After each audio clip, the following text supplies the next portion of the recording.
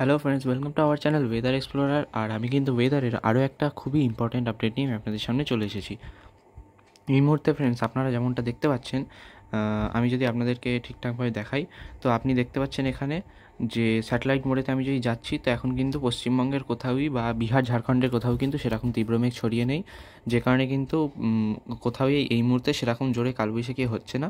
তবে দু তিন জায়গাতে, যেমন আপনি দেখতে পাচ্ছেন রাঁচির আশেপাশে এবং তার বেশ কিছু জায়গাতে কিন্তু মেঘ ছড়িয়ে রয়েছে, যার মাধ্যমে কিন্তু সেখানেতে বজ্রপাত হচ্ছে।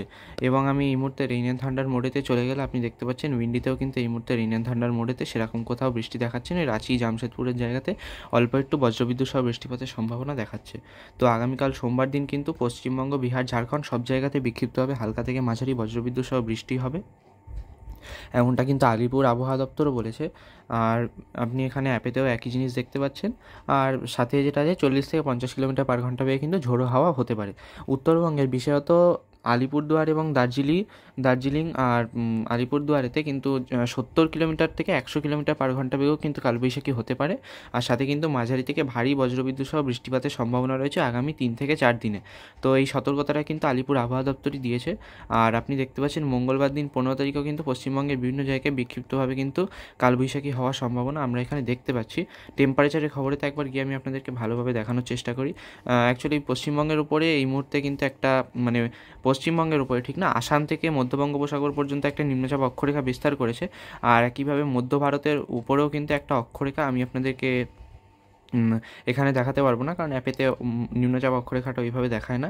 তো সেটা কিন্তু মধ্য ভারতের দিকেও একটা বিস্তার করেছে, যার কিন্তু বেশ কিছুটা উপরের দিকের যে অংশ সেটা কিন্তু বিহার আর পশ্চিমবঙ্গের উত্তরবঙ্গের দিকেও রয়েছে, যে কারণে কিন্তু বিভিন্ন জেলাতে এবং বিভিন্ন রাজ্যতে মাঝারি থেকে ভারী বজ্রবিদ্যুৎ সহ কিন্তু বৃষ্টিপাতের সম্ভাবনা দেখা যাচ্ছে। আমাদের কলকাতার যদি কথা বলি, তো কলকাতাতে কিন্তু হালকা থেকে মাঝারি বৃষ্টিপাত হতে পারে, এবং এটা কিন্তু এই সপ্তাহে শনি থেকে রবিবার পর্যন্ত চলতে পারে।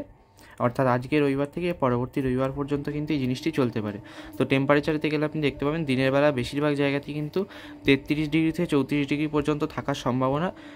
ধানবাদ, রাঁচি এবং ঝাড়খণ্ড এবং ছত্তিশগড়ের বেশ কিছু জায়গাতে 36 থেকে 37 ডিগ্রি হতে পারে। নাহলে বাকি সব জায়গাতেই কিন্তু 30 থেকে 34 ডিগ্রি সেলসিয়াসের মধ্যে দিনের বেলার টেম্পারেচার। আর 20 থেকে 26 ডিগ্রি সেলসিয়াসের 20 থেকে 25 ডিগ্রি সেলসিয়াসের মধ্যে কিন্তু রাতের বেলা টেম্পারেচার আপনি দেখতে পাবেন। আর বিশেষ করে অম্বিকাপুর এবং ধানবাদের মাঝের যে অঞ্চলগুলো, সিংরাউলি, তারপরে মেদিনীনগর, রাঁচি, ওই সব দিকেও কিন্তু 19 থেকে 20 ডিগ্রি সেলসিয়াস পর্যন্ত এখানে টেম্পারেচারের সম্ভাবনা দেখাচ্ছে। সো ফ্রেন্ডস, আজকের জন্য এটুকুই। দেখা হচ্ছে এরকমই একটা নেক্সট ইম্পর্টেন্ট আপডেটে। Good bye.